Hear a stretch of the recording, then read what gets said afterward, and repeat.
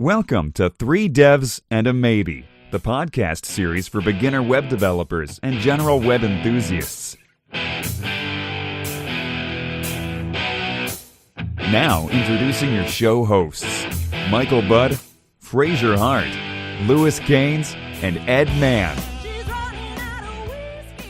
Good evening, ladies and gentlemen. Welcome to another 61-minute edition of the podcast Three Devs and a Maybe. We'll explain the 61. Do you guys get the 61-second reference? I don't actually. I was worrying, thinking, oh no, we've got to be bang on the mark now, 61, or else this episode is defunct. All will be explained. Yeah, welcome to the award-winning podcast. We haven't won any awards, but it sounds pretty cool today. Yeah, I know. I always say that. I'm the My host. mum says that we're the best podcast that she's ever listened to. So Yeah, mine too. They've got a fan club. Yes. Anyway, I'm your host this week, Lewis Keynes. Hello, everyone. Nice to be with you. And I'm joined this week by, amazingly, all four of us are here. Let's go around them and introduce them.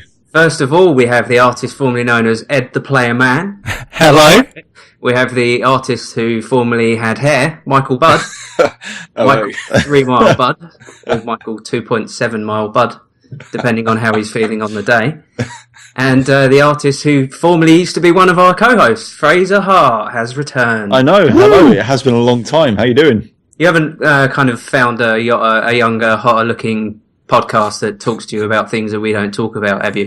No, I'm keeping my eyes out for it, but unfortunately, I've not found anything, so I've come crawling back.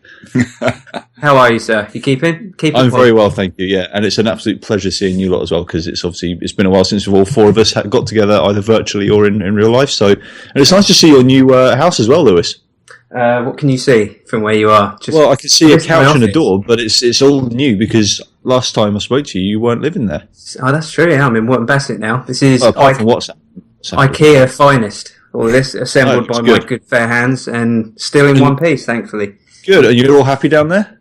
Yeah, it's all going very well, thanks. It's nice being down in the West Country. It's very, very chilled out and relaxed, and the accent's coming along slowly, and I'll be there in a minute, but not quite yet. Do you get funny looks like when you go to the pubs, like, and they say, "Oh, he's from up country," or is it up country they call it? Or is I've always had funny looks, so I wouldn't know any different. At least it's for something legit this time. So I just explained the 61-minute comment. Earlier on this week, Mr. Michael Budd sent us a message on WhatsApp saying, have you guys seen the tweet that we've just been sent telling us that we were nominated, well, not nominated, I don't think it's an award or anything, but Despreneur.com has voted us their #1 graphic design podcast. It's very humbling and a privilege. Out of the four of us, can we all just put our hands up who are graphic designers? I think even in audio you can see that's just tumbleweed. Yeah. But it's an honour, and before we came online, I had a quick look on the link, and it said the host of the podcast released a new episode every 10 days with a duration of 61 minutes. I have a feeling that this was maybe auto-generated. I think it probably was. 61 average minutes. Well, thank you for the stats, though, that website. You know, it's good to know. So annoying. That one had gone in the family newsletter and everything. So, yeah. And if they've done it on averages and they've downloaded every single episode, then we thank them for the extra stats they've given us. Absolutely. As long as it was on a unique IP address. That's all we care about. Exactly. Don't be sharing IPs. Go with a unique one. We like bumping our stats. So I saw that, so I just thought I'd share that. So how is everyone? Who wants to go first? Let's go with Fraser. We haven't. I think you got to go Fraser first. Put me on the spot. Absolutely, Fraser. What have you been doing with yourself the past couple of months, man? When did we last hear? Well, I don't know. I think it must have been November the last time I actually managed to come on, or sometime around then anyway. But it's been a good few months. I'm still working the same job in London that I was working last time we spoke. I did get a promotion, which kicked into play this month. So I've gone from being a senior web app developer to lead web app. Fantastic for me. Very nice. And just really enjoying developing at the moment. Everything seems to be falling into place, and I think we've spoken about imposter syndrome and all that kind of stuff, and I go through bouts of having that and not having that, and I currently don't have it, which is a good thing. I'm not moving into management or anything like that. Like, I don't want to go that route, but it's kind of it. Just I'm not too too short, to be honest. I came on as a senior web app developer and the lead web app developer. We've just opened a new office up in Newcastle, so the lead web app developer has moved himself and his family up to Newcastle. So there was an opportunity for a lead web app developer, and the company kindly selected me to fill that role, which is fantastic. So I'll be taking on a bit more responsibility in terms of speccing out projects and general day-to-day stuff. But it will still be a hell of a lot of coding, which is good. That's awesome. And are you in charge of some people then, or are you kind of like lead, as in like it's just a title and you just carry on with what you're doing, but you have these extra responsibilities?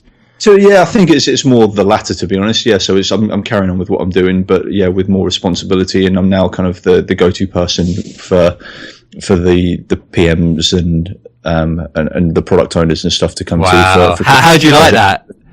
It's not too bad, actually. I've not found it too difficult, and it's the way we do everything very agile, and it's all really well kind of processed. So there's not a lot of that, because I do enjoy coding, and I don't really enjoy the whole the stuff around it. And I'm still doing more coding than anything else, and it's really good, and I'm working on some really interesting stuff, and so it's been fantastic. It's been good fun. Can I ask how the agile thing works? This is something I see banded around a lot.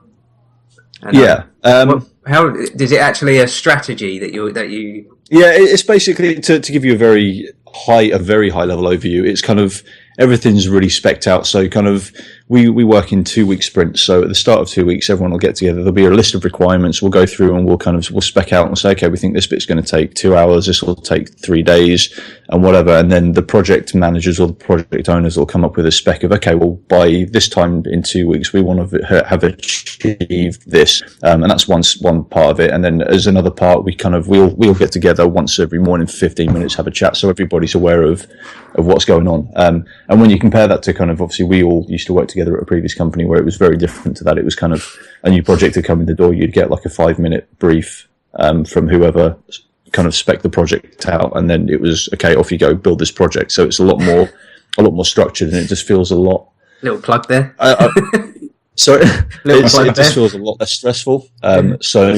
Which is great. So at this job, I've not felt like, because I know we all had a lot of stress at the previous job that we worked at because of the way that projects were spec'd and what was expected and kind of the vagueness about everything. Whereas this, everything is, you know exactly what you're doing, you know what steps you need to make to achieve it, and you don't have this kind of behemoth project thrown on you because everything's broken down into small little milestones. Manageable chunks. So it's not a case of, go and build this e-commerce application for some massive company. It's kind of, okay, well, the first step you need to do is you need to make these wireframes, and once you've got the wireframes, then you need to implement this, and then implement this, and everything's kind of measured and broken down, so you never feel overwhelmed by anything. It's all really nicely managed, and it's just a good, from a developer point of view, it's a really good way of working. And I can understand from a high up management point of view, it might be quite, I don't know, like they might kind of look at it and say, this kind of process around all this crap just to get to an end product, because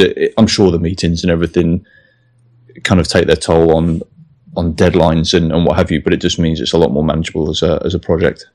Well, I think the trouble is this deadlines that you give are always in these manager kind of centric thing. It's always unrealistic. So having something like, Agile methodologies like Scrum and having a Kanban board and stuff, you can visually see, and you can, as like with sprints, you can kind of chug away slowly, kind of carving out the actual end product, as opposed to being like, we'll get it done next week. And it's like, no, you won't get it done next week. And I was going to ask, do you use stuff like, obviously you got like the Scrum type things with, the sprints and stuff. Do you use like a Kanban board, like a kind of, like what you're doing now and all that kind of stuff? We have, yeah. So we use Redmine, for our kind of, our tracking, so we know what's in development, what needs to be or what's kind of new, what's been spec'd out, what's in QA, what's complete, and all that kind of stuff. So yeah, it's a really easy overview to kind of see what we've got going on and what needs to happen.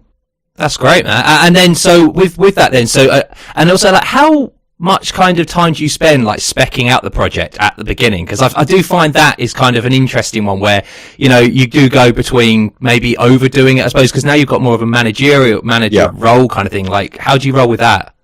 It's kind of we have a meeting generally once a week. We'll have a meeting with the project managers so they can discuss any issues that they've got and any new requirements and what have you. But it's generally not been an issue. But obviously, it depends. You have to. It's really hard to keep control of the meetings because quite often meetings, I guess you all know, go off track. Meeting, they go so far off track. Yeah. So my boss, who's the head of development, he's very good at reining everyone in. So if anybody starts to kind of deviate from the point of what we're talking about, or kind of having technical discussions that the project managers don't need to be privy to, he's very good at reining everything in and saying, look, it's good we're having these discussions, but now's not the right time for it. And yeah, it's a good process. Yeah, that's awesome. And like the tech that you're using is it's the Angular and front end JavaScript stuff still? You've not dabbled in any of the Java server? Yeah, we're using Backbone as our major thing, but we're kind of moving the processes around at the moment, just experimenting with various stuff because we've got a number of web apps which are our bread and butter at work. So we've got everything is currently written in Backbone, and it was traditionally written on or put together with like Require.js, and we're using Jasmine for testing. So we're experimenting different things. We're taking a dive into ES 2015 now. So I've spent about a week getting rid of Require.js and getting rid of Grunt and Gulp and everything. So we're basically doing all our builds directly with NPM now. And we're also compiling with. Sorry? With Browserify as well, then? Or? No, with Webpack. Yeah, Webpack. Yeah. So good choice. Yeah, so we're using Webpack, and we're compiling everything through Babel now, so we can slowly start integrating the ES 2015 code Webpack dead code elimination is so cool. Yeah, I've still I think we're only at the basics at the moment. So we've got three. I think it's spitting out 3 Webpack files, or 3 combined bundle files. Yeah. So we need to kind of have a look how we can actually pull stuff in on demand. So we're not kind of sending this all down the wire at the first instance. But it's really good and it's interesting, and it's good fun to just experiment as much as anything else. Is it getting the time to kind of check things out and seeing if it will work and how it will help improve the team, as opposed to kind of like, no, we know how we're doing it, we're sticking to this way and we're not going to change. And yeah, you're right. I mean, that just doesn't work. I mean, and also like with the AS 2015 stuff. So what stuff do you like out of it? Is there some like things you really enjoy? I really like this. I like the shorthand notation for functions. That's an obvious one. Like using let, and I really like the now we've got sets and maps. Mine's gone blank. Maps, yeah, that's the one. I think that's going to really simplify things, because how many times especially with having repeated elements in arrays and what have you, is like that simple benefit is going to be pretty massive, to be honest. It's just going to take a lot of heavy lifting out of stuff that you actually have to manually process yourself. So I really like the idea of that. But yeah, it's just, as well, as much as anything, it's nice just kind of knowing that you're working with stuff on the forefront of technology rather than stuff that's kind of 2 or 3 years old, which is cool.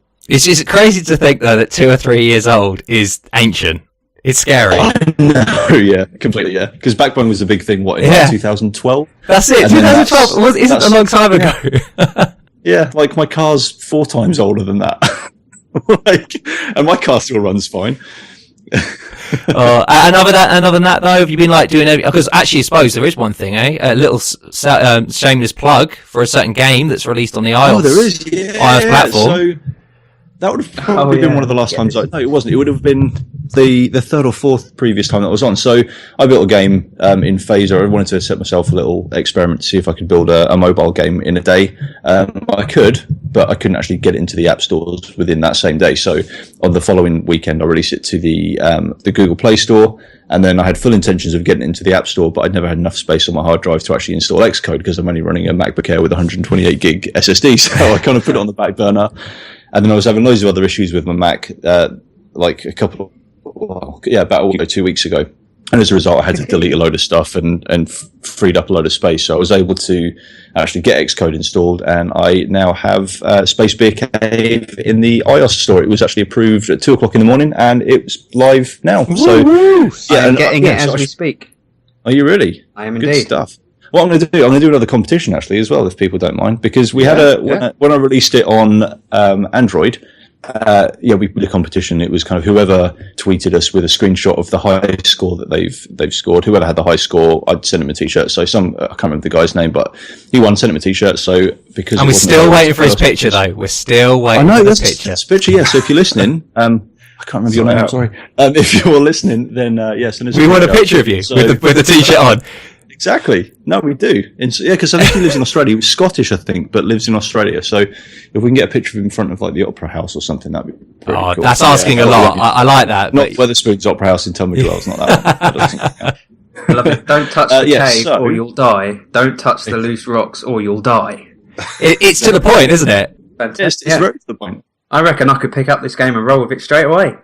I think you probably could, You're in the running for the competition as well. So the competition is, I'm going to set it for, I'm going to give everybody a month. So by the 4th of March, by the end of play, 4th of March, whoever has sent a screen grab of their high score on iOS, I will send you a 3 devs and a maybe t-shirt. So tweet your high scores to the 3 devs and a maybe Twitter account, which I can't actually tell you what it is. Is it number 3? Yeah, number 3. Number 3. Okay, devs number 3. Devs and a maybe. Wow, you've changed. On Twitter, yeah. Tweet us your pictures. Tweet us your pictures of your high scores, and whoever has the highest score on the 4th of March 2016, that's a month today, I will send you a t-shirt. Can I just say, I've just got a debut score of 49 points. That is good work. I died. That's up there. Away.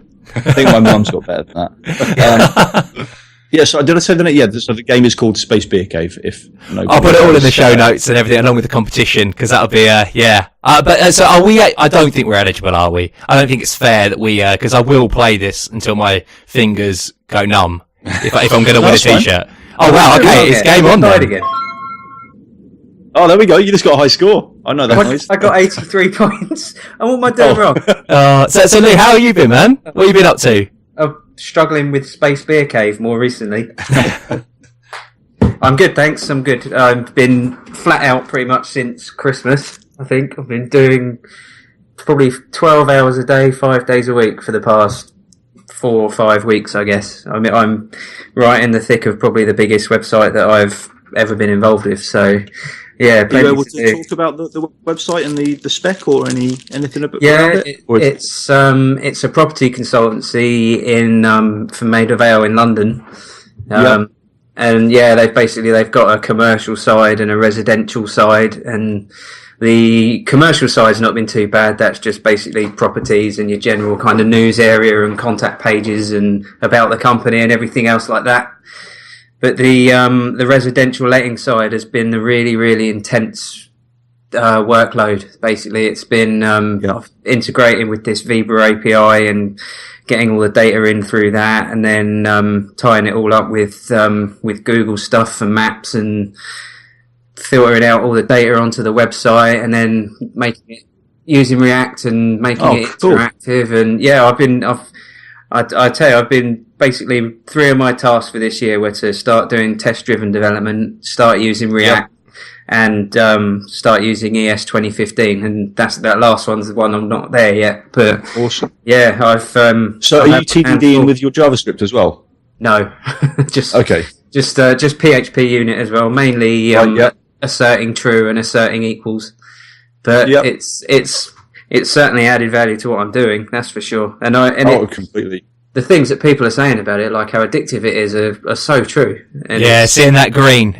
So what influenced you to kind of get into the TDD kind of stuff at the beginning of this year?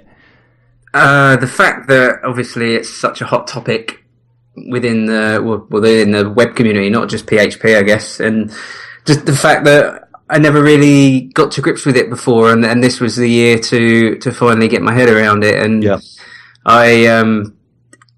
Jeffrey Way on Laracast produced a video series on it, and Adam Wadden, the guy from Full Stack Radio, did a video on it as well. And I watched those 2 videos, and just suddenly it kind of clicked. So that's awesome. Because he's released a couple of really good videos, hasn't he? He's kind of been the good beginning of this year. Adam Wadden's kind of released some really 3, I think, testing related. It's nice that they're finally kind of responding to. I mean, I've certainly said on this podcast a few times that kind of the barriers to entry for test-driven development for someone that's never done it before. Just the resources just don't seem to be there. So, it's just really daunting as well when you first look at it, isn't it? It's kind of like It's flipping what you normally do on its head, essentially, kind of looking at it from the inverse. Exactly. Yeah. And did you have was your first instinct when you heard about test-driven development, like, because I know it was with mine before I started doing it, it's like, but that's just writing more code to write code, and it didn't seem, until I got my head around, this actually is hugely beneficial. It was very much of like, that's a valid point. I mean, it's more code to go wrong if you look at it in that kind of pessimistic way. It is, isn't it? Like, it's more code that's like, oh great, I've got to maintain. You do start thinking that when you realise that you have to rewrite your tests. If you've written a test and then suddenly your code changes and you're like, now your test's failing, but it's because the test doesn't match what you changed. Yeah, I've noticed that a few times, but no, I mean, I specifically wanted to start using it for this year because it's the biggest sort of code base that I've been working on. So I've wanted to know that it's a lot more that it's stable, and just the realization, obviously, that this is a means that I can identify bugs without having to go through the whole site. And it sounds really obvious. Exactly, it sounds so obvious to say it, but I didn't even think of test-driven development in that way before. And I think until you start doing it and you realize, like, okay, here is a method that one of the things I liked, one of the things that Adam Wathan talked about, I think he called it coding by wishful thinking, which is a really interesting concept, which basically you write the tests in the way that you want to write the code. So you're like designing the API up front, aren't you? Like how you would like the finished product to be from the outside. So, I mean, for example, I've been writing tests for like when they create a property or a property comes in from Viber, I want to be able to do a lookup on Google straight away for its latitude and longitude and get all the nearest tube stations and schools and things like that. Mm-hmm. So just as a simple test, I wanted to make sure that if I gave a string of an address, I could get a latitude, longitude out of it, stuff like that. So I did just automatically. I found that it's kind of improved my just my general coding skills. Yeah, it's my I always think another major benefit is the peace of mind that you have. Like, do you know how many times we've written a bit of code and it's broken another bit of something else that was working, and you're constantly playing the seesaw game and you never find out that this other bit's been broken until a week later when it's reported to you. And then it's just nice knowing instantly that the second you change a bit of code, you run your tests, it's all fine, don't need to worry about anything. So it's always a bit embarrassing, isn't it, when you think that everything's fine, you've only changed one little thing on the site and not realise that it's broken something somewhere else. Yeah. And unless you actually physically visit that page, you're never going to know until the client tells you or someone else tells you, and then it's a little bit embarrassing. So, yeah, I find that those like regression testing, because it's when like something breaks that shouldn't have broke, and I mean it happens a lot. Too much, really. Yeah. For my liking. When you think, it's fine because it only touched that one bit, and then you don't realise the ripple effect of then some random things failing somewhere else. Whereas, you have this test suite. I mean, and I don't know about you, but I'm very pessimistic with my code, where I'm like, oh no, something's going to break. When I deploy something, I'm like, oh, it's going to break. And particularly when you're doing, I find that the test stuff is very important. Like, you build up with tests. So I go between TDD and kind of testing after the fact, and TDD style stuff, I do find, gives me some very nice designs out of it and things, where, again, it wouldn't have happened if I hadn't tested it through first, or I would have had to do some iterations. But what I find actually is the value in the tests are kind of the refactorings afterwards, because when I make a change afterwards, I can make sure, similar with this regression kind of thing, that when I run those tests, it's still working as it should. Because I do find that, a lot of the bugs that I get and then that actually go into production are things where I've tweaked something because I wanted to make it better. Maybe I've done a refactoring. Maybe I've just done a tiny change. I haven't got a test on that because I just designed it up front. It's working in production, but because I haven't got a test for it, I can't, test that it, that it's asserting that it's doing the exact same thing as what it was in production. I put it up live and it doesn't work. And that's where, really what I should be doing is if it's not under test first, I should make a test that I can replicate before I did a refactoring, which is what I do in some cases, is where I'm like, okay, I've got a test first, then I'm able to do my refactoring, and I can assert that, obviously the test is still working as it would be in production. So it's that fun thing of like, I don't know like about you guys, but I do kind of, I TDD a bit, then I don't TDD a bit, then I just do testing after the fact, and then I kind of wishy-washy with it, where I'm like, where's the value in some tests, like simple CRUD stuff, sometimes I don't test, because particularly if it's like an admin thing where I'm like, well, the value to me adding tests to that is probably not as much as me maybe working on another feature, or maybe adding code, or adding coverage to maybe a public facing part, which is going to detriment the company. So it's kind of that seesaw game of that, where you're like working out where you want to do it. I don't know about you, Lou. Have you been like TDD in everything, or have you kind of picked and choose where you work with it? Well, a couple of interesting two examples of things that I've test driven developed. First thing is, I'm testing every single URL on the site just to make sure that it's working, that it's seeing something on the page that it should do. I don't know whether that's kind of considered common practice or not, but I think that's a good kind of that. Yeah, that is a good test to be like an assertion test of like, look, is the public acceptance is there a test broken page somewhere? That's it. Yeah, that's not like TDD, but it is kind of around it saying, look, I want to make sure that is there a bug, like on the outskirts, is there a bug? It's a means by which I don't have to manually go through and look at every page on the site, so it certainly does. It works from that point of view. But another example of something that I used it for was basically if you go onto the residential part of this site and you want to search for a property, you have to enter in like your minimum price and your maximum price and bedrooms and stuff like that. And I just wanted to make sure once they'd submitted their search that like the summary of their search, like you searched for a property in Charing Cross with 3 bedrooms with a minimum price of blah blah blah, and I literally wrote that out as I wanted the result to come out, and then I wrote the code afterwards to produce. That's awesome. That. And I'd have never done it. So are you doing this on the top level? So are you basically checking that the output comes out by actually inspecting the DOM and what's output into the DOM, or are you doing it underneath the layers just to make sure the data comes back? I'm just asserting equals on a string that gets returned. I've got a search string property on a service type thing, and it just gets built up throughout the process of whatever the search is, and then it just chucks back at the end whatever it is. That's really cool, man. Yeah, it's one of the things I really enjoy doing, because ironically, without doing it this way, I mean, how hard would that be? There's just so many different variables, but here I can just replicate a whole different load of things and just change a load of the values that I set into it and just see, does it chuck this back quickly? It saves cognitive overhead, doesn't it? Because it's all these things where, you test it when you're developing it, but then you don't test it again after the fact. And this allows you to always be testing those things. Like you could go ahead and check every URL if you wanted to. But if there's value in having these URLs, I need to make sure that these URLs are all working. I want to be able to pinpoint a bug, and it says, there was a 404 on this page, or there was a, maybe it didn't come back with the correct output. I can at least then go in there and find it that way, as opposed to, the client finding it. That's exactly what's happened 2 or 3 times. I've run through the thing at the end. I'll just run my routing test, as I call it. And it's just flagged up, an error will flag up like in the second to last test or something, and I go, hey, that can't be right. I haven't even done anything with that. And then I'll look at the page. Sure enough, it's broken. Previously I might have missed that. So I think it's just kind of cleaning up your own performance a little bit, isn't it? Trying to make sure that what you're shipping is as good as it can be.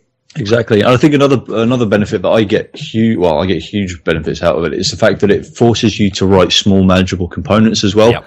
Like, because you don't want to be writing 20-line functions or 30-line functions or even 10-line functions. Like, you want to write simple 5-line functions that are very modular, and and you can test those, and it just, I don't know, it really helps out with the architecture of the project, I find.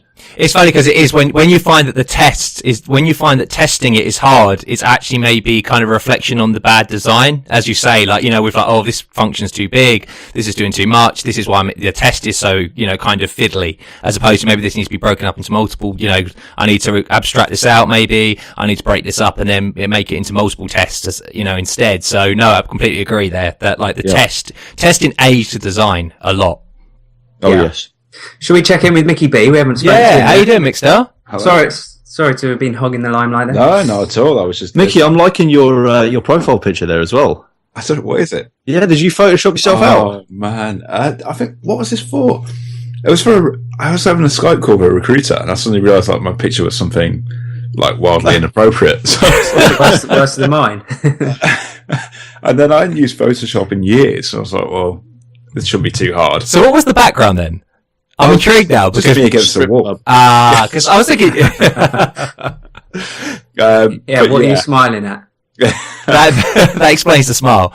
Yeah, a few people have made a few points about that picture, but yeah, I need to sort that out at some point. But I'm actually, that sounds really weird, but I'm not sure either. Maybe Ed or my mate James are actually going to come and take some photos of me, like Titanic style. I think so. Really? Well, because I've not called you in ages, Fraser, but I'm doing some work for Lou's Place now. Oh yeah. Cool. And they want a picture of me, so yeah, I need to get something done. I don't really have any. To put on the website, like meet our team kind of thing. Yeah, exactly. Yeah. And I don't really have any like decent pictures. I mean, that's probably due to my horrific face, but you know, like I need to get. Mick, I think it's a beautiful face. You need to hurry up on it a little bit, because otherwise I'll have to use a placeholder, and I can see Cole Pilkington going on the website. I think he's well, I was going to say he's a good-looking bloke, but that sounds a bit weird. Oh, yeah. But yeah. Anyway, so yeah, I need to get that sorted. But no, I was really interested to listen to what you guys were talking about TDD, and yeah, I kind of listened to you all talk about it. It makes me feel quite bad actually, because that was on my list of things to do last week, and I started getting into it a little while ago, and I just got back into bad habits really, and Just add some coverage. Like one thing that the Adam Wathan podcast, he did it with David, the guy from that podcast, David something. Sorry, I completely forgot his name. Yeah. And essentially it's just, look, TDD is like the goal, of like being able to do something, but getting there is hard. Just get something under test, like whether it be a full-on functional test where essentially what you're doing is you're using a Selenium test where you're clicking on a button and you're checking the output as a response. That's giving you a REPL. It's giving you something that you can work from. And, even if it's testing and hitting the database, again, with these functional tests, it doesn't matter, because at least you've got something. Because the idea of the test is add value. It's not about being so I think I've kind of where I'm like, but it's going to be hard to test because it's not going to, bye and it's going to make, all this. No, the value of a test is the fact that it's finding a bug or that this bit is important. And just get something under test. Don't worry about TDDing it first, and doing all that. Just find something that you need, that you're having problems with, that you may be hitting a problem. What I typically find is there's a bug that occurs, and I'm like, all right, well, I'm going to wrap this in a test or something. When you find a bug, make a test for it. Fix the bug, make a test. That's kind of a good entry in, I find. Yeah, well, I think next week I'm going to literally put a day aside just to stop and just start doing loads of tests on my code and go from there. But I have found actually, because I've been building this API, actually doing things in a RESTful way has also aided good design, because it has kind of meant, well, look, this does this and that alone. It's a very clear boundary, isn't it? It really is. It kind of takes you really back to basics of and you love OAuth too. That's one thing on your tweets that you've well, I tell you what, this last month I think I've learnt more than I have in the last 3 years.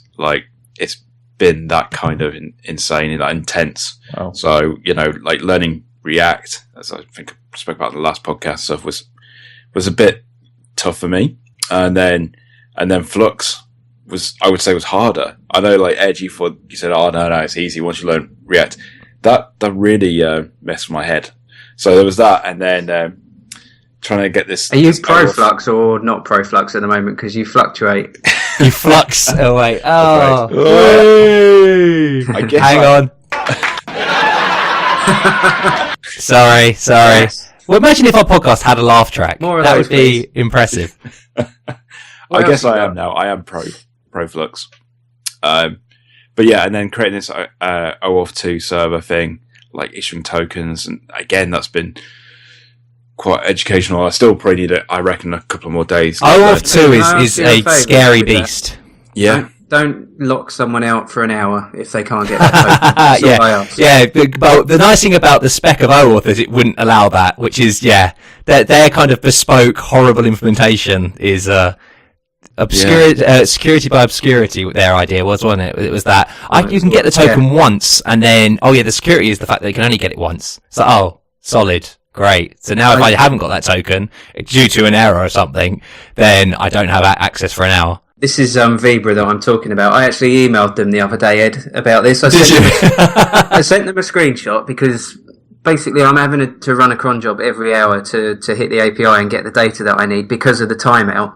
Because if I miss it, say I'm running it every 3 hours and one fails, I've got 6 hours in between or whatever. So I'm running it every hour, and I literally sent her a screenshot of my last 10 emails, and it was literally successful token, not successful token, successful, not successful.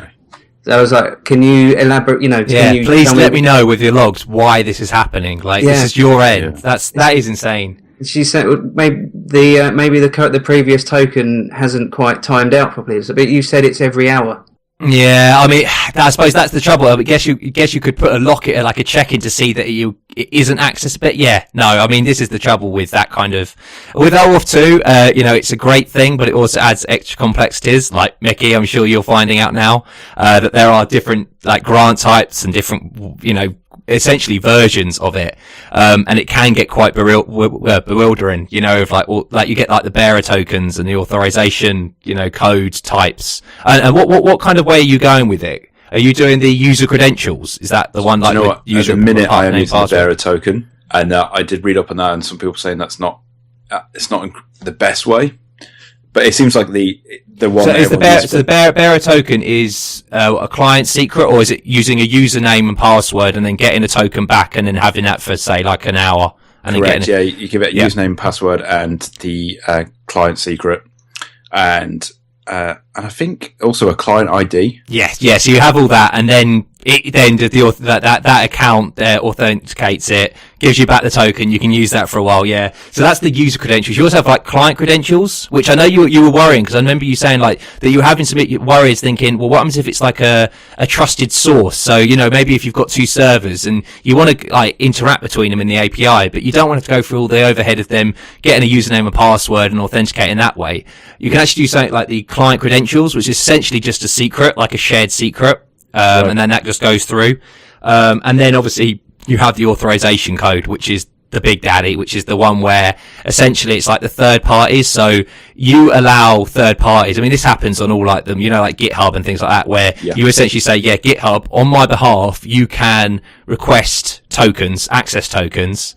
And then those are kind of long-lived. Those essentially those tokens that they get for accessing, for creating these access tokens. You can have scopes and things like that where you limit them, but again, this is getting, OAuth 2 is a big thing. It's massively different to OAuth 1 as well. And we've had some bits at our work where we've kind of been using it, and it's getting, at first I was like, whoa, this is crazy. But eventually, and I know you're using quite a solid implementation as well, a PHP implementation I put in the show notes, so it's all good.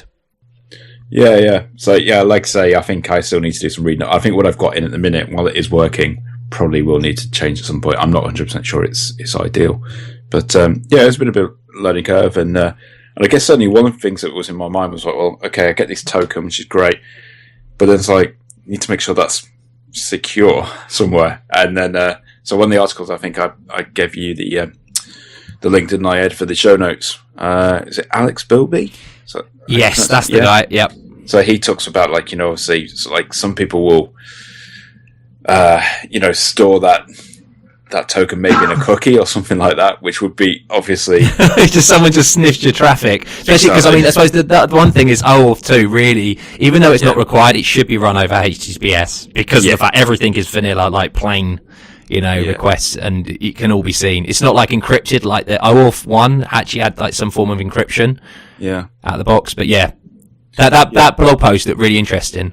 Yeah, it was really good. He talks about making a proxy and just having this sort of thin server layer that stores all that, and just be careful what you show and what you hide and all that kind of stuff. So that's a really good read. Actually, really helped me, cleared up a lot of things. So in between all that stuff, I've been busy, and just because Fraser, I don't know, that I've gone full-time freelance now. Yes, I do. Yeah. So you're saying you're working with Lewis, or working for Lewis's company. Are you working on the same project as Lewis at the moment, or are you? No, I own him now. He's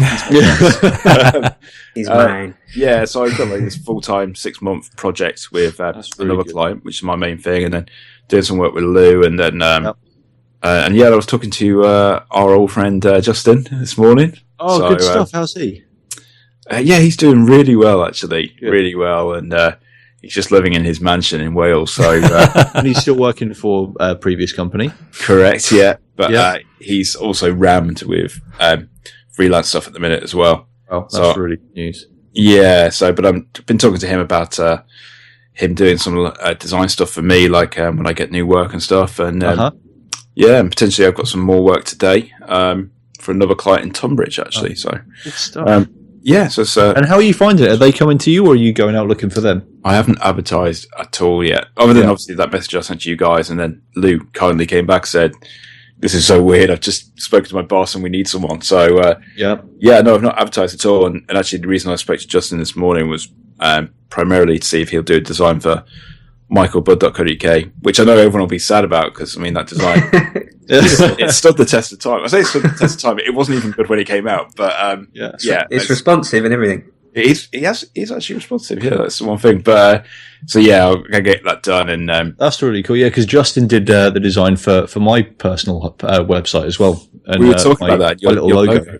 Yeah. And I really like it. Like it was awesome. I kind of said to him, "Look, send me your ideas," and he sent me the first one over, and I was like, "I'll take it. It's perfect." Like so, he's really good at what he does. Yeah, absolutely. We talked about getting a logo and then, get some like business cards done and stuff. So yeah, to Ed's disgust, I've sold out and I'm going down like the business kind of freelance route. But That's yeah, really You got to make a living, man. You got to make a living. I'm going to keep doing it as long as the work's there. And and the other thing that's on my mind is obviously like you guys are obviously still learning a lot of stuff, and I want to make sure that I don't fall behind. So I'll I'm going to make sure that I set aside time for learning, and I'm going to book myself into the PHP conference again this year, which is coming up this month. And so yeah, I just got to make sure I get that balance right of keep progressing myself. And are you working from home, or do you have like an office or a preferred coffee shop that you're going into? Or so I'm working from home, but I'm lucky enough that I know a couple of people in the same building where I used to work, and they've both said, "Look, there's a desk here for you if you ever want to work." That's awesome. As much That as is you a want. great balance. Because it's really nice to go and get the social contact.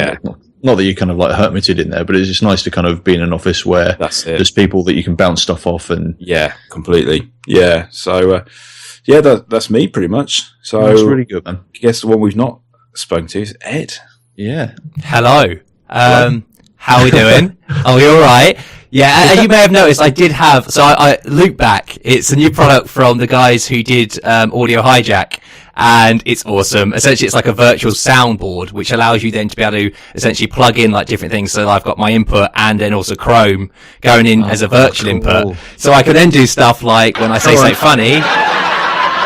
Oh, I need to get this. Is it loopback.io?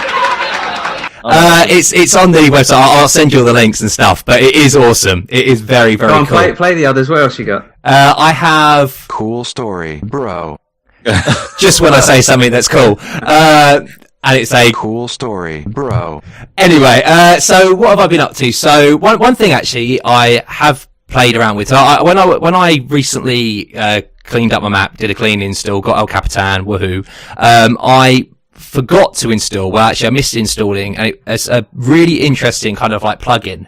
And essentially it kind of, the always on top on Windows, like, Windows on your desktop, you want to be able to say, look, I always want this on top, like VLC does it and things like that. I really like, when I've used stuff like Plex, I want to be able to like say have like a Chrome window always on top, so it just stays in the bottom corner or, on a different screen, so I can just be watching something. Essentially this is it, like this extends the Mac, like window, essentially, just to have this capability of being able to, it's called A-Float, and it allows you like to do always on top and do some other funky stuff. Really, really useful. Along with that actually is a article that I read, and it's quite funny. So Dropbox, does anyone actually use Dropbox anymore? No. No.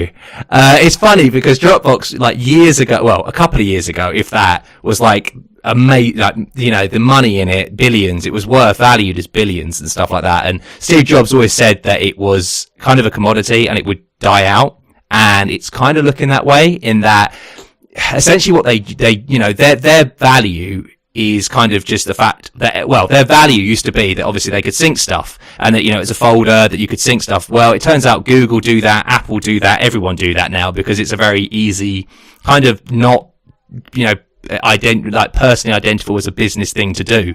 Yep. And there was an article in the New York Times about it, like them talking about Dropbox. And I posted that in the show notes. It was really interesting, kind of, how they're going to get out of it. Because I mean, I don't know whether you noticed, like, so Dropbox had Mailbox and they had Carousel and these two products. And one of my friends really liked Mailbox and I really like Carousel. And these were like they were trying to venture out. It seems like what happens is like a startup has their golden idea that then they get money from, and then they have to kind of work out. I mean, it's what Google do essentially. Find other revenue streams and kind of become bigger. And Mailbox and Carousel were their ventures out, but both of them are actually being closed down.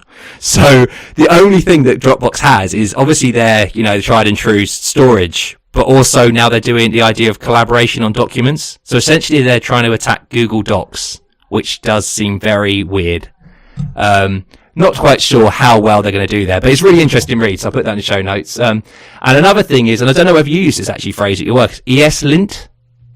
Yes, I am using that, yeah. Well, I literally started using that a couple of days ago when we were switching from using Grunt and all those plugins. I decided to use ESLint rather than JSLint.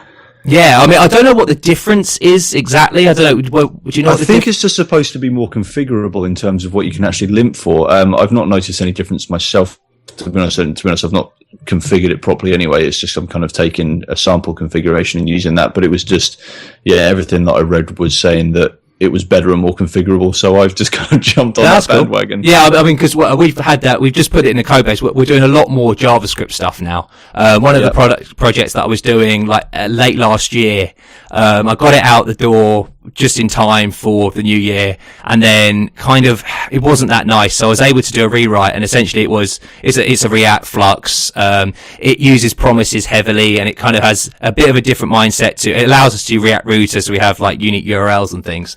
But one problem I did have with it was testing it. And so what I was able to do, which was quite nice, was able to fully rewrite it. And now I've also this week been able to do a total test coverage on it. And I really want to write a blog post on like how we test our the nice thing about Flux and the way that we use it is that there are two distinct things where you can test the actions, and then the effects on the stores, and then you can test the components in isolation. And the component in isolation is essentially just kind of contract tests where it's saying, when I click that button, do you go and request that client action or call that? And obviously everything in JavaScript's an object. Making mocks and things is super easy, and spies and things like that. Yeah. Well, making spies out of them and things like that is really easy. But yeah, so adding in ESLint onto that on top is great because we've wanted to kind of make a standard, and the thing is like, obviously in code bases, I don't know, like, at your company, do you have like a specific standard on how you write JavaScript, or is it really? We don't know. We were kind of looking at taking like the Airbnb one, and running. Yeah, they seem to be a big one, don't they? That everyone seems to kind of. I mean, that's great because they've got really comprehensive guide, and it's hard though enforcing it unless you have like an ESLint or something, because you can then state, look, this is what our rules are. Are you failing the build essentially? And I mean, that's great. And we've got that and we're configuring that up, which is a good thing for like our JavaScript. But that's because you'll be able to attach it to your editors as well. So you'll be able to get the immediate feedback. That's exactly it. I mean, that's the brilliant thing about it is, that you can then see it instantly, and it won't, hopefully you won't ever commit code. I mean, you can actually, I think, do like Git hooks that then run it before you add the Git, like Git add, like Git commit something, which is quite cool. And then the other thing, and this is another thing I've been doing this week, is I've kind of been like, at our company, we're doing this, we're essentially EWOC. I don't remember what the acronym actually stands for, but essentially it's go through the team. We each have a week where we're like rotating of kind of really like kind of the face of the tech team. And we deal with bugs. We kind of don't do like our main projects. We just deal with the bugs. We liaise with, obviously the other people in the company, deal with problems, kind of small features, any like, if there's any tools, developer tools that we want to make, anything that makes our lives easier essentially. And it's been really fun actually. And one thing I've been doing is kind of heavily like finding bugs, because we have a lot of avenues, like strings of information about bugs, and it's kind of how it's really like kind of how to work with that information. And one of them was like exceptions. And one thing that I don't know about you guys, like, I mean, I used to be quite exception happy. I went for a phase of just exception in everything. I called it exception driven development, because essentially everything was an exception in my world. And then I kind of leant back, and then I started using, I really hated the idea of like making like custom exception classes, where it's like a specific, this exception. And I would always like specifically use like runtime exception, invalid argument exception, or just exception in some cases, which was really bad just because I didn't want that extra class. I'm actually feeling the pain of that at the moment, because when I'm looking for a new relic at the moment, we're actually finding that we've got like, say, it turns out we had like an issue with our network provider, or actually no, it was more of a Postgres issue. We were actually doing a backup and it was just causing the website to be slower. And there was this couple of issues that some API recalls didn't get sent. It realized, I was like, oh, it's a runtime exception. There's a load of them. I looked at them, and what essentially is, because we'd only use runtime exception as the thing that throws, all these runtime exceptions for other things and also this had all been merged into one. This is obviously, you can filter on the message, but actually what I've done is spent some time is actually making some more specific custom exceptions that extend like the runtime. So it's still a runtime exception, but it's just got a bit more description. And I'm actually more in favor now of having these kind of custom exceptions. I don't know about what you guys feel about that, like writing your own, just extending a class with your own custom exception. It doesn't have to do anything fancy. It's just more of a descriptive thing, as opposed to, the message that you get. It's just nice to have that kind of class as well. I don't like it. use exceptions. Well, I get it a lot in Laravel, like lots of different exceptions, and it does kind of drive me mad, to be honest with you. But so, would you prefer like one exception then, like type, or because I suppose the nice thing about different exceptions, you can catch on them and you can be specific on, because obviously when I throw on it, then I can catch that and know that that is a certain thing. I know like Python, it throws an exception if I can't remember, like if you do something weird, like at the end of a list is an exceptional thing for some reason, which I don't know why, but like the end, when you do an end while on it, it actually throws an exception because it's exceptional circumstance supposedly. But did you just prefer than having that kind of like using runtime exception and then just the message kind of explaining it, or do you? Yeah, I guess I would go down that route, to be honest with you. See, that's interesting. Yeah. I don't know if that's the right thing, but no, it's interesting because like you say, like in Laravel. So do you find then that it's just too how do you kind of work with those exceptions? Then is it just because you're then having to try and catch all these different exceptions, or do you just go back up to like, I just want to catch the exception essentially? Yeah, exactly that. Really, you can specify how you want to handle each exception. That's it, yeah. Which is quite nice. I don't know. Yeah, it's interesting then, because I found with the debugging, like having this extra information is just a win. It's funny how I when I put my dev hat on and I'm trying to code something up, as opposed to when I'm going through my debugging. And actually, speaking about that, actually, I'll send a couple of tweets out. When me and Mickey spoke, probably it was 2 episodes ago, we mentioned, we kind of brought up the idea of like it being in the zone, when you're in the programming zone and stuff. And a guy, his name was Eric Silver.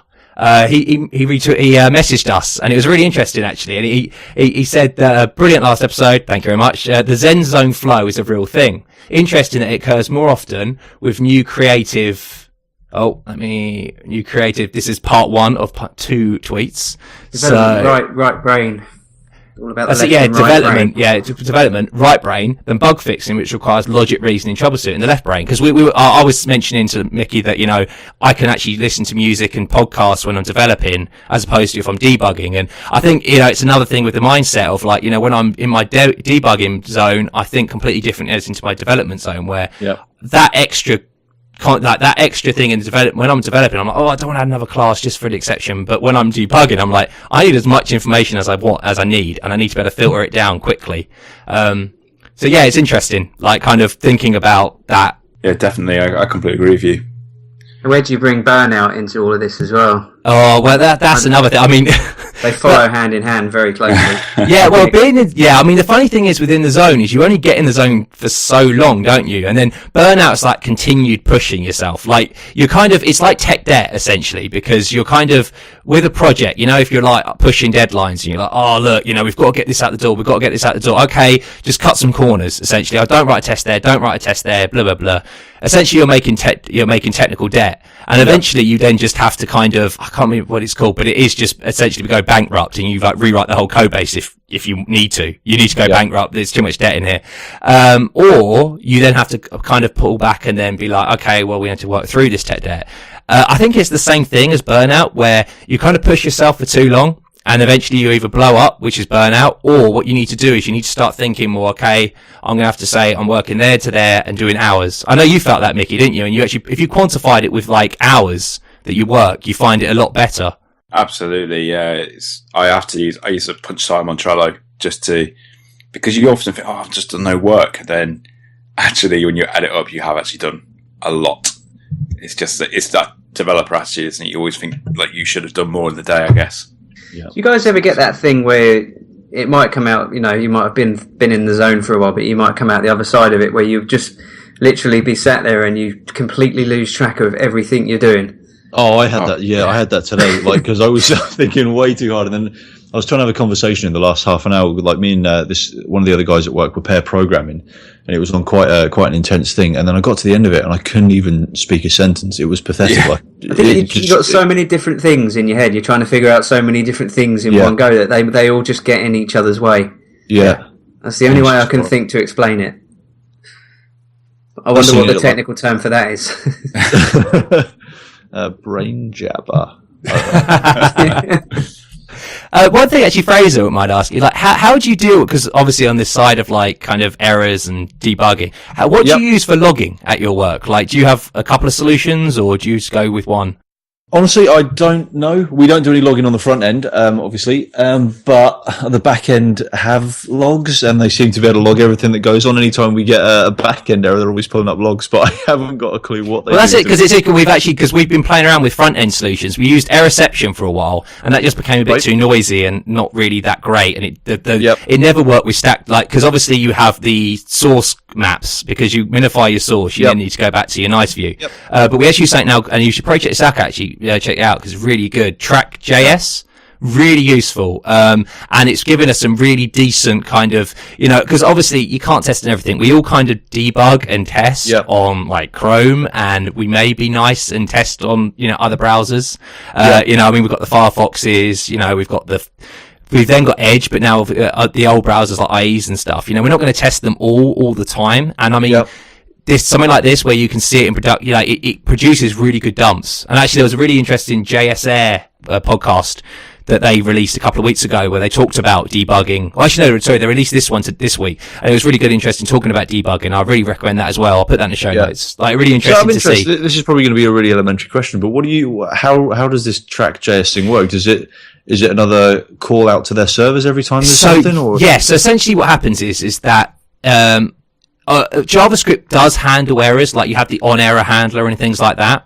But obviously browsers deal with it a little differently. And essentially what this does is if there's an exception or an error, or, it throws and it can't be handled, or something bad happens, maybe like a promise is rejected, like all these errors, essentially what it does is per the browser, specific browser, it'll find as much information about that context of like, what AJAX requests were being run before it, what buttons were clicked, what state was I in, pulls that all in, sends that off to them, and then we're able to, kind of look through it and categorize and work it out. And it really is useful. Like, I do find, obviously, the clients, the server side stuff, the logging for that is very good. And they were actually talking about, like with server side stuff, you control the environment more. And you can kind of like do memory dumps and things like that they were talking about, which is really cool, like attaching and then dumping memory dumps of, a process.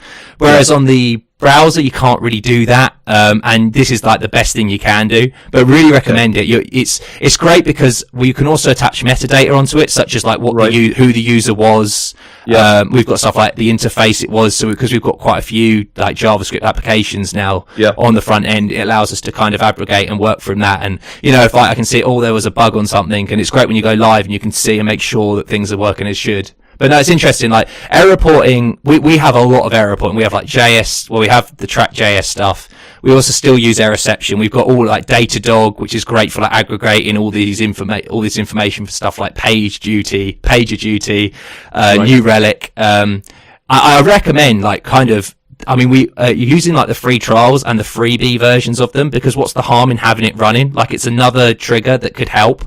It can get into that bit where you kind of have too much information, but if you're kind of clever with it and work with it, like, and work out, what's good for what, you can kind of pinpoint and magnify on the areas of the problem. Right. So yeah, I mean, working with these different, trying out the free trials and stuff, really recommend it. And also with you, Mickey, like I know that you're working on like the server stuff, like Postgres stuff. Datadog hooks into it, New Relic hooks into it, and you can see like slow queries and things like that. Oh, really? Okay, all right, I'll check that out then. And it's great. I mean, some of these things, I mean, like New Relic, essentially you just install the package essentially on, your Linux distribution, and then boom, it's just running, and it started, checking memory and things like this, and it just does all the stuff, and then you can go into the more advanced stuff. But it's really interesting. I mean, that's actually a funny thing before we wrap up is, your Postgres love, Mickey, because you've had some pain from the, query planner, the black box of a query planner in a database. Yeah. Well, I guess a lot of it wasn't like Postgres' fault. It was more the fact that I was playing with these huge data sets. But like, you gave me a good shout, and you were like, "Well, stop playing on your hosted environment and put it on a dedicated box." So I did that, and that gave me huge improvement. And then the other magic thing I did was just vacuum and reindex. Explain, analyze. Well, yeah, that. But yeah. The vacuum maintenance thing and the re-indexing thing, I suddenly found my queries were like running like lightning, whereas before they were dog slow. So I'll give you a painful story actually. My boss told me today, and it was really interesting. So we have a query running, and we were like, "Oh, this is interesting. Like this query, it does some stuff, and we limit it to 1,000 records. So it goes and gets 1,000 records. We then have this feature like on a command flag to say, "Oh, only give us one of them, just so we can test it to see if it works." Yeah. Getting 1,000 records took milliseconds. Getting one record, limiting it to one, took us probably about, I don't know, a lot longer than that. Yeah. And we're like, why is this? Why is this? It's getting one instead of 1,000. And it turned out the query planner had actually chose a different route and not used the indexes for that limit one. But for the limit 1,000, it used the route that we expected it to. Honestly, query planning and database, the black hole, it's so scary. And it's amazing how, incorrect index or, if you don't tweak the query enough to like kind of optimize to use that index and nudge it in that direction. It's funny. It is kind of voodoo black box stuff. It is crazy. Yeah, absolutely. I think I had similar things to that, didn't I? Whereas like, if I had results, it was come back really quick. And if there wasn't, then it was just literally, I think it was just trawling the whole database, and I had like, I think I had like 190 million rows, and it was just painful. But there's too much to learn and too little time. That's the problem, isn't it? But that's life of the developer, I guess. Absolutely. So is anyone else? I think we've had probably over the hour mark. Has anyone else past our 61 minutes? We have, haven't we? Oh, damn it! Yeah. Yikes! The average is going up now. Apologies. Has anyone got anything else to say? No, just that I love you all. I love you too, man. It's been too long. It has been too long. Yeah, I'm gonna make more of an effort to make this a regular thing now. Anyway, because now everything's settled down. But yeah, awesome. And I guess we'll all speak to you next week, hopefully, or majority of us. Good. Goodbye, then, audience. Bye. Cheers. Bye. You've been listening to 3 Devs and a Maybe. You can contact us at contact@3devsandamaybe.com or follow us on Twitter at 3 Devs and a Maybe.